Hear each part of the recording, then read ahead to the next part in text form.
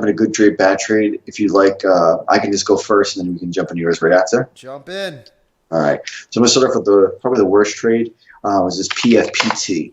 So I've been talking about the last couple weeks is trying to find these names buying up off of support versus trying to buy the breakout.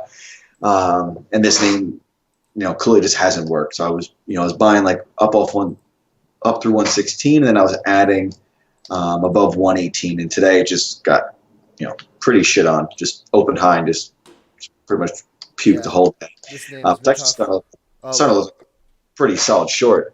yeah, no, I was gonna say that too. It's failing that huge inflection point, so that it looked like under this pivot, 113. Where are you putting your stop if you're long this name? So Yeah, that's exactly where it is. yeah, So, I mean, but again, so for here, I'm losing, 5 points on the ad. I'm losing 2 or 3 points on the first buy. So again, not every support buy is going to work. A guy fresh who mentioned today they want to short it, and it's like, go ahead and short it. Like, I'll take my, 2% loss. I'll move on. And then, it's just not ready. Two that were working pretty good, this MTB, both through on 160. Again, this is not really buying up a support, but you can see that 160 area was setting up for pretty much all September and October. So I bought through, and again, the financial names have been starting to finally wake up, so that one's working well. And then this PRAH, I bought up this through 100 after earnings, okay. and today, like, it respected that 100 level like to the penny. Yeah, And resistance to support flip, gorgeous. yeah, so now it's just break even stop 99.89, Let it work. and it's like for now it's like I'm looking, ideally if I get it up near 106, 107, like I'll start to take some off. But those are the three trades. I think that PFPT was a little lesson. One thing with that, dollar cost averaging wise, I've been trying to focus on always dollar cost averaging at a higher price, just then it avoids kind of adding to some of those losers. But again, sometimes it's not going to always work. So you got to just take them, got to roll the punches. You want to jump into your good trade, bad trade? Yeah, all right, let's jump in. All right, so good trade, bad trade. Let's go over the last week of trading. So last Wednesday, we got some big news out of the Fed that we were getting another rate cut, our third straight rate cut. Very bullish environment, rate cutting environment, market at highs. So that signals us it's more of a risk on time and more of a swing trading environment where most of the year in this chop, I've really shrunk my time frame down. Now what I'm doing is I'm expanding my time frame. My whole goal of earning season is to get into winning swing trades and build a portfolio of all winners. And I'll show you because that's where the easy money is made swing trading long, not pounding the keys every day. And I'll go over my trading. We'll start with this Microsoft. We bought this Microsoft this day, these first 2 days right here. It's breaking a huge macro pattern, and I'm just waiting for this one. I took some off into the up move, and now I'm just waiting for this one to build out the next flag so I can continue higher. Like PPG. PPG, I bought this 120. I kicked some into this 125 area. I held on to my core, and now I'm still just sitting in a winning swing trade, and I'm just trailing it now. And my stop is still, down here, 122, whatever that is. I'm just letting this one breathe because it's breaking such a huge macro level on earnings. Similar to this Intel, and this is why I'm focused on, the strongest earning names, all that. Alpha did really well with this. We bought here, opening range breakout, so I ended up having 40 cents in the trade, and I just sold some today for over $3. Good risk reward there. Similar to this JBH, and I'm still sitting in it. Similar to this JBHT, we bought this one here. The transport started to explode. We were 116 stop, held the figure perfectly and turned up, and I sold some the past couple days. That one's looking good. This TAL, really strong name, opening range breakout, still just sitting in this name. I took some off. I didn't take any off today. I took some off Friday before the weekend. But look at this. We bought right here. And then I was able to add. Then I rebought, kicking the strength, and I rebought on the retest and popped up. So this has been a very positive cash flow trade for me because I was able to book a lot of profits with some size as well. Now I have a good core position that I can just hold and trail very widely in case this wants to make a run for highs. So it's Lulu I got stopped out of today, and this happens too. Bought this whenever we bought this, October, what is that? October 10th.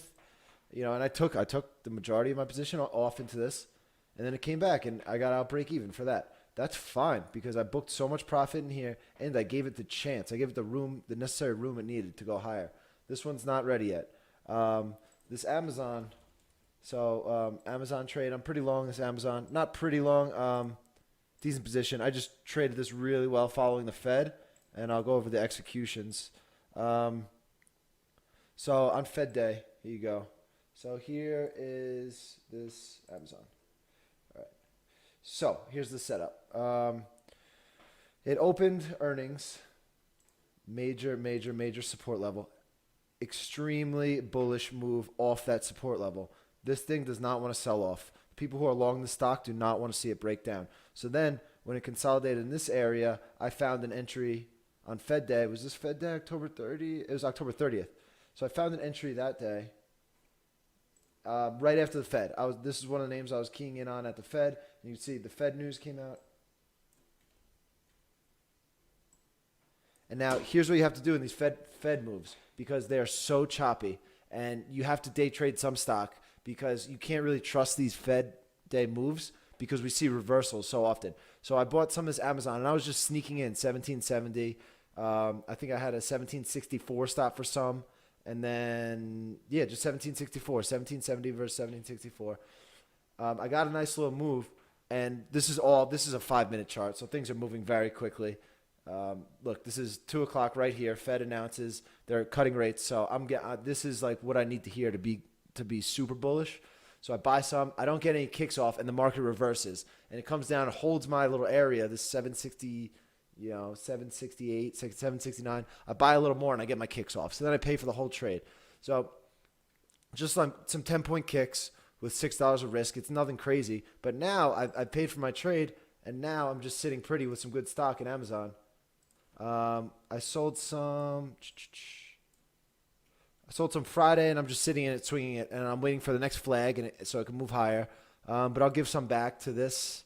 To my price into the 1760 area, but I've booked a ton of profit in this, so this has been a really good trade. Very similar is this TMO. This is one of the ones I was looking for at the Fed. After the Fed, hold on. Oh, so this TMO actually got me early in the day. All right, so here it is. That's what it was. I took a loss. I had a feeler in it, and you see this sell right here. So I had a feeler in it, and they shook me out like right at the low because I knew I had to give it down to this 290, and my price wasn't good enough. So it was just a feeler loss or whatever. And then the Fed comes out with the news. Here you go, 2 o'clock. And this one I buy. I get a little bit off there, but it's more of a swing trade because this is a name I'm very bullish on for the quarter. I found a great entry, and now I'm pretty confident the market's moving higher. So then I got some off today. This one is coming back at me pretty hard. I'm not sure if it'll work out or not. It doesn't look great, but I already paid for the trade. I booked some good profit. So that was another nice one. And then let's talk the disaster of the week. Shouts out to Captain Joe. He fucking murdered this name. This AMED. So we're all waiting for this AMED. Huge level. Some great earnings. Raised guidance. All that good stuff. Everything you want to see. So this is like, a name I've been waiting for. I get the earnings I want to see. So I'm going to go after this. So, and it's such a difficult name to trade because of its thinness. But here you go. So here's the earnings day, the intraday, which is this day on the chart on the daily. And you can see it was a doji closed pretty much where it opened. Really wide range day. High to low was that 128, 139, like $11. So it's a very wide name. I was trying to get really heavy in it and reading buyers and trying to sneak in. And, I went for this one. And here's the key to the trade is this. So right off the open, it's going to trade very wide because the spreads are wide. It's right off the open earnings. A ton of people are throwing orders like crazy left and right. So I'll wait for it to tighten up. And I tried to trade this intraday range a little bit. So we saw this 136 seller come in.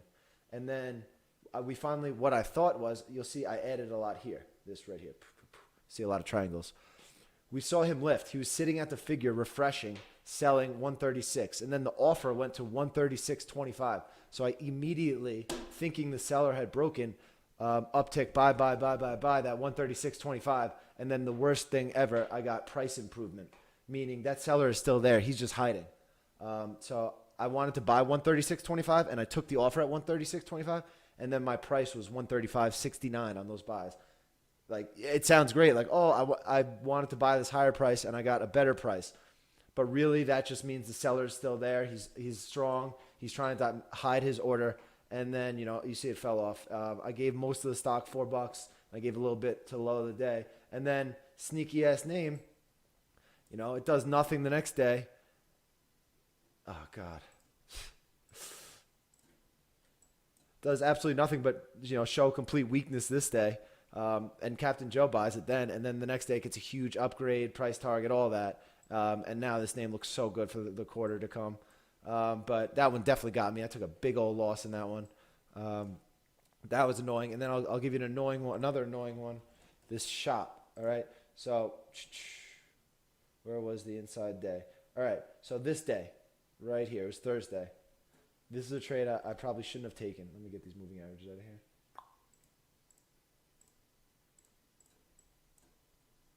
So we can see this tiny little box since earnings. This is shop since earnings. And now 320 to 300 seems like pretty wide, but this is a wide ass name. Look at this day. High to low, $34. So shop is a high beta, and you got to know what you're trading here. So I was very bullish on the name after seeing these two.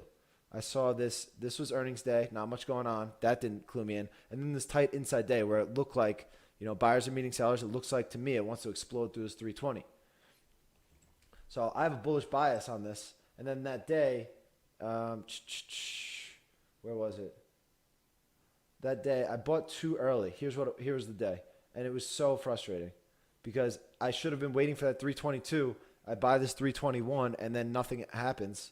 And it's just like a waste. It's a complete waste. So I was trying to be too early. I was trying to tape read too much and things like that, seeing I had found a buyer. So that was one of my main mistakes. And then I'll give you another mistake is this TDOC. Great entry, horrible trade management. Let's go to the triangles. So here, what's the trade on this TDOC? So TDOC, crazy healthcare name. Huge level on earnings, great earnings. Beat, raise guidance, all that. So then we have a great entry on this TDOC. And I'll show you right off the open. We end up buying, what is that, 73.50-ish or so. So it makes a move towards the 76, and there's a huge seller at 76. So I only take a tiny piece off. And the volume is so high, I'm thinking we're getting, 78, 79, 80 very, very soon. Then we get this horrible pull-in. This pull-in from 76 down to 73. I'm long from 73.50. I end up buying more, but that pull-in puts some fear into my heart. My emotions in this trade go from I'm going to make 20 grand on this trade to, oh my God, let me sell at 76 if I can sell because I had that pull-in. And it was such a fast intraday pull-in. The stock went 72, 77, down to 73. So I did get my kicks off at 76, but all these triangles, that's 90% of my position. And so I only made $3 on the trade and then end of the day, if I'm just more patient, I'm getting a much bigger return on this. So I had a great entry, and I was tape reading. I was reading this seller at 76, and he was so strong I could see it. And then me seeing him, that strength in him, and having the fear of this pull-in, I completely got out of my stock. I took my trade. I took my win at the end of the day. Nice kick here, but it wasn't much stock compared to what I'd given up at 76. So you see what I did well in the Intels and the TALs, stuff like this. Intel. Oh, that's a 5-minute candle. Where it's like I sell some today into strength. You can see I'm long from there. TAL. I was long from here. Rebought on this. Rebought there. And selling into strength. And then I have a macro focus on those where this name, I was in and out in 20 minutes. I was impatient. I didn't have faith in the stock, but I had entered the trade. So you can see I made a lot of mistakes in that one. And then the last thing I'll highlight is this ISRG. I think this is one that we all have to really key in on. Here's the entry for me. See this little area. I bought this inside day. I don't have a ton of stock though. And then I gave it to this area. So I already have a nice trade on my hands. And if we can see on the weekly chart just how big this level is. So, and so often with these levels, we see they don't want to let you buy this 580. You know, as we just saw in this AMED, how difficult they made that. So this ISRG, my thinking is that if once it breaks this 565, 570 area, the earnings highs, that is going to be the entry for this break of highs. I don't think they're going to give you a good setup to buy that 580, so we got to really be focused on this. So I only have a small position. I'm looking to add, but a nice entry, and I was just sitting back, and you see when I take more of a macro focus and we have a good swing trading environment, how much easier trading is versus, you know, the T-Docs where I'm just like this. Yeah, it looks nice on a chart, but that's difficult. And you don't want to have to make a career doing that shit. You want the easy money. You want to just be chilling in Microsoft. You know? You want to just be chilling in PPG, stuff like that. This is easy money. All right? The TDOCs, even the AMED, that's hard money, like stuff like that. So while we're in this great swing trading environment and while earnings are giving us these great moves, I think it's a great opportunity to build portfolios and hold on to your winners right now. All right.